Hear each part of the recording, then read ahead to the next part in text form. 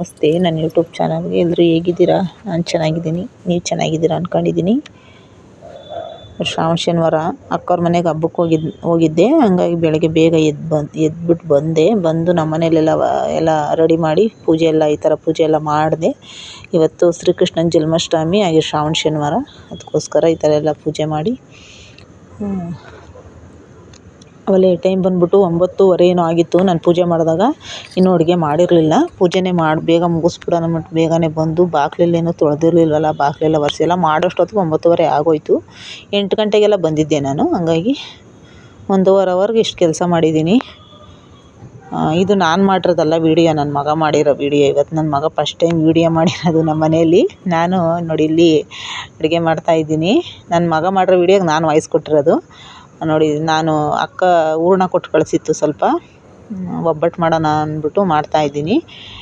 ಹೂರಣ ಜಾಸ್ತಿ ಇತ್ತು ಅಕ್ಕವ್ರ ಮನೆಯಲ್ಲಿ, ಅದಕ್ಕೆ ನಾನೊಂದು ಸ್ವಲ್ಪ ಇಸ್ಕೊಬಂದೆ. ನನ್ನ ಮಗ ಬೇರೆ ಹಬ್ಬಕ್ಕೆ ಬಂದಿರಲಿಲ್ವಲ್ಲ ನಿನ್ನೆ, ಅದಕ್ಕೆ ಮಾಡ್ಕೊಡೋಣ ಅಂತ. ಅವನೇನು ಜಾಸ್ತಿ ತಿನ್ನಲ್ಲ ಒಬ್ಬಟ್ಟು, ಆದರೂ ನೋಡ್ಬಿಟ್ಟು ನೋಡಿ ಹತ್ರಕ್ಕೆ ತಂದವನೇ, ಮುಖದ ಹತ್ರ ತಂದು ವೀಡಿಯೋ ಮಾಡ್ತಾವನೆ ನನ್ನ ಮಗ. ಫಸ್ಟ್ ಟೈಮ್ ನಾನು ಯೂಟ್ಯೂಬ್ ಚಾನಲ್ ಓಪನ್ ಮಾಡಿದ್ಮೇಲೆ ಅವ್ನು ಫಸ್ಟ್ ಟೈಮ್ ವೀಡಿಯೋ ಮಾಡಿರೋದು. ನೋಡಿ ಅಷ್ಟೇ ಮಾಡಿದ ವೀಡಿಯೋ ಅವನು. ಅಷ್ಟು ಮಾಡಿಬಿಟ್ಟು ಕಸಿನ ಗಾಡಿ ಬಂತು, ಕಸ ಹಾಕೋಕ್ಕೆ ಅಂತ ಹೋದ ಅವನು. ಅಲ್ಲಿ ಮೇಲ್ಗಡೆ ಇಟ್ಬಿಟ್ಟು ವೀಡಿಯೋ ಆನ್ ಮಾಡಿಬಿಟ್ಟು ಇಟ್ಬಿಟ್ಟು ಹೋದ. ಕನಕನ ನಾನು ನೆಲ ಎಲ್ಲ ಒರೆಸ್ಬಿಟ್ಟು ಕನಕ ಮಿದ್ದಿಕ್ಕೆ ಹೋಗಿದ್ದೆ. ಚೆನ್ನಾಗಿ ನೆಂದಿತ್ತು ಕನಕ. ಒಬ್ಬಟ್ಟು ಚೆನ್ನಾಗಿ ಬಂತು. ಇದು ಪೇಪರು ನಾನು ತಂದಿದ್ದೆ, ಇದು ಒಬ್ಬಟ್ಟು ಮಾಡಬೇಕು ಅಂತಲೇ ಒಬ್ಬಟ್ಟಿನ ಒಬ್ಬಟ್ಟು ಮಾಡೋ ಪೇಪರೇ ಇದು. ತಗೊಂಬಂದಿದ್ದೆ ಅಂಗಡೀಲಿ. ಚೆನ್ನಾಗಿ ಬತ್ತಿದ್ದು ಒಬ್ಬಟ್ಟುಗಳು. ಅಂದರೆ ಚಿಕ್ಕದಾಗಿ ಹೊಸ್ತಿದ್ದೀನಿ ನಾನು, ಜಾಸ್ತಿ ಅಗಲ ಹಾಕಿಲ್ಲ. ನೋಡಿ ಆ ಥರ ಹಾಕೋಕ್ಕೋದೆ, ಅದು ಯಾಕೋ ಬರಲಿಲ್ಲ. ಅದಕ್ಕೆ ತೆಗ್ದು ಹಾಕೋಣ ಅಂದ್ಬಿಟ್ಟು ಹಾಕ್ತಾಯಿದ್ದೀನಿ. ಆಮೇಲೆ ತವದ ಮೇಲೆ ಪೇಪರ್ ಸುಟ್ಟೋಗ್ಬಿಟ್ರೆ ಅದಕ್ಕೇ ಕೈಲೇ ತೆಗ್ದು ಹಾಕಿದೆ. ಅಂದರೆ ಚಿಕ್ಕದಾಗಿ ಮಾಡಿದ್ದೀನಿ ಒಬ್ಬಟ್ಟುಗಳು, ಜಾಸ್ತಿ ಅಗಲ ಮಾಡಿಲ್ಲ, ಸಿಂಪಲ್ಲಾಗಿ. ನೋಡಿ ಶ್ರಾವಣ ಶನಿವಾರ ಕೃಷ್ಣನ ಜನ್ಮಾಷ್ಟಮಿ. ನಾನು ಮನೇಲಿ ನೋಡಿ ಇವತ್ತು ನಾನೇ ಒಬ್ಬಟ್ಟು ಮಾಡ್ತಾಯಿದ್ದೀನಿ. ಎಲ್ಲರಿಗೂ ಕೃಷ್ಣ ಜನ್ಮಾಷ್ಟಮಿಯ ಶುಭಾಶಯಗಳು. ಎಲ್ಲರಿಗೂ ಶ್ರೀಕೃಷ್ಣ ಪರಮಾತ್ಮ ಒಳ್ಳೇದು ಮಾಡಲಿ. ಯಾರೆಲ್ಲ ಕೃಷ್ಣನ ವಿಗ್ರಹ ಇಟ್ಟು ಪೂಜೆ ಮಾಡ್ತೀರಾ ನಿಮಗೆಲ್ಲ ಒಳ್ಳೇದಾಗಲಿ. ನಾವಂತೂ ಕೃಷ್ಣನ ವಿಗ್ರಹ ಎಲ್ಲ ಇಟ್ಟು ಪೂಜೆ ಮಾಡಲ್ಲ, ಏನೋ ಮನೆಯಲ್ಲಿ ಶ್ರಾವಣ ಶನಿವಾರ ಮಾಡ್ತೀವಿ ಅಷ್ಟೇ.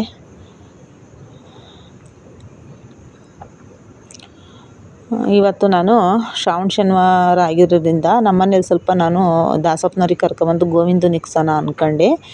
ಇಲ್ಲಿ ಯಾರೂ ದಾಸಪ್ಪನವ್ರು ಸಿಗಲ್ವಂತೆ, ಅದಕ್ಕೆ ಗುರುವಾರದ ದಿನ ಕೇಳಿದೆ, ಯಾರೂ ಸಿಗಲ್ಲ ಅಂದರು. ಅದಕ್ಕೆ ನಿನ್ನೆ ಹಬ್ಬಕ್ಕೆ ಹೊರಟೋಗ್ಬಿಟ್ಟೆ ಅಕ್ಕವ್ರ ಮನೆಗೆ. ಸಿಗಲ್ಲ ಅಂದ್ರಲ್ಲ ಅದಕ್ಕೇ. ಅಂದರೆ ನಾನು ಏನಾದ್ರು ದಾಸಪ್ಪನವ್ರು ಸಿಗ್ತಾರೆ ಅಂತ ಗೊತ್ತಾಗಿದ್ದರೆ ನಿನ್ನೆ ಹಬ್ಬ ಮುಗಿಸ್ಕೊಂಡು ಬೇಗ ನೆನ್ನೆನೇ ಬರ್ತಿದ್ದೆ. ಬಂದ್ಬಿಟ್ಟು ನಾವು ಸ್ವಲ್ಪ ಗೋವಿಂದನ ಇಕ್ಕಿಸ್ಬೇಕಾಯ್ತು. ಅಂದರೆ ಊರಲ್ಲಿ ಜಾಕಟೆ ಬೋನಸ್ ಎಲ್ಲ ಮಡಿಕೊಂಡವ್ರೆ. ಅವ್ರು ಕೊಡಲ್ಲ, ಅವ್ರು ಕೊಡೋದು ಬೇಡ, ನಾವೇ ವರ್ಷಕ್ಕೊಂದ್ಸಲಿ ದಾಸಪ್ಪನವ್ರಿಗೆ ಕರ್ಕೊಂಬಂದು ಮನೇಲಿ ಗೋವಿಂದನ ಇಕ್ಕಿಸಿದ್ರೆ ತುಂಬ ಅಂದರೆ ತುಂಬ ಒಳ್ಳೆಯದು. ಶ್ರಾವಣದಲ್ಲಿ ನಾವು ಮಾಡಿಸ್ಬೇಕಾಗಿತ್ತು. ಏನು ಮಾಡೋದು, ಇಲ್ಲಿ ದಾಸಪ್ಪನವ್ರು ಸಿಗಲ್ಲ, ನಾವಿರೋ ಏರಿಯಾದಾಗ ಎಲ್ಲೂ ಸಿಗಲ್ವಂತೆ. ಅದಕ್ಕೆ ಯಾರೂ ಅಡ್ರೆಸ್ ಎಲ್ಲ ಕರೆಕ್ಟಾಗಿ ಯಾರೂ ಹೇಳಲಿಲ್ಲ ನನಗೆ. ಹಂಗಾಗಿ ನಂಗೆ ಗೊತ್ತಿಲ್ಲ. ಯಲ್ಲಾಪುರದಾಗಿದ್ದರೆ ಯಾರಾದರೂ ಓಡಾಡ್ತಿರೋರು ಮತ್ತು ಯಾರಾದರೂ ಹೇಳೋರು ಇಂಥ ತಗೋವ್ರೆ ಅಂತ ಕರ್ಕೊಬರ್ಬೋದಾಯಿತು. ಇಲ್ಲಿ ಯಾರೂ ಗೊತ್ತಿಲ್ವಲ್ಲ ನಮಗೆ. ಹಂಗಾಗಿ ನಾನು ಹೋದಾರ ಮಂದೇವ್ರಿಗೆ ಹೋಗಿ ಪೂಜೆ ಮಾಡಿಸ್ಕೊಂಬಂದಿದ್ನಲ್ಲ, ಹಾಗಾಗಿ ಸುಮ್ಮನೆ ಅದೇ ನೋಡೋಣ ಅಂದ್ಬಿಟ್ಟು ಇನ್ನೊಂದ್ಸಲಿ ಯಾವಾಗಾದರೂ ಟೈಮ್ ಇದ್ದಾಗ ಮಾಡಿಸ್ತೀನಿ ಆ ಥರ. ಅಂದರೆ ಅದು ವರ್ಷಕ್ಕೊಂದ್ಸಲಿ ಆ ಥರ ಮಾಡಿಸಿದ್ರೆ ತುಂಬ ಅಂದರೆ ತುಂಬ ಒಳ್ಳೆಯದು. ದಾಸಪ್ಪನವ್ರ ಮನೆ ಒಳಗಡೆ ಬಂದು ಹೋದರೆ ತುಂಬ ಒಳ್ಳೆಯದು. ಯಾಕಂದರೆ ನಾವು ಆಂಜನೇಯನ ಮಕ್ಕಳಾಗಿರೋದ್ರಿಂದ ಮಾಡಿಸಿದ್ರೆ ತುಂಬ ಒಳ್ಳೆಯದು. ಅದು ದಾಸಪ್ಪನವ್ರಿಗೆ ಕರ್ಕೊಂಬಂದು ಗೋವಿಂದನ ಇಕ್ಕಿಸಿದ್ರೆ ತುಂಬ ಅಂದರೆ ತುಂಬ ಒಳ್ಳೆಯದು.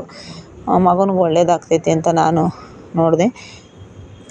ನೋಡಿ ಕಸ ಹಾಕ್ಬಿಟ್ಟು ಬಂದ ಒಳಗಡೆ. ನಾನೇನೋ ಹೇಳ್ತಿದ್ದ, ನನಗೆ ಗುದ್ಬಿಟ್ಟು ಹೋಗ್ತಾನೆ. ಅವನೇನೋ ಸ್ವಲ್ಪ ಬೆನ್ನಿಗೆ ಗುದ್ದಿದ್ರೂ ಬೆನ್ನು ನೋವು ಆಗ್ಬಿಡುತ್ತೆ ನನಗೆ. ಹಂಗೆ ಗುದ್ದುತ್ತಾನೆ ನನ್ನ ಮಗ. ತೀಟೆ ನನ್ನ ಮಗ ಅವನು ಸ್ವಲ್ಪ.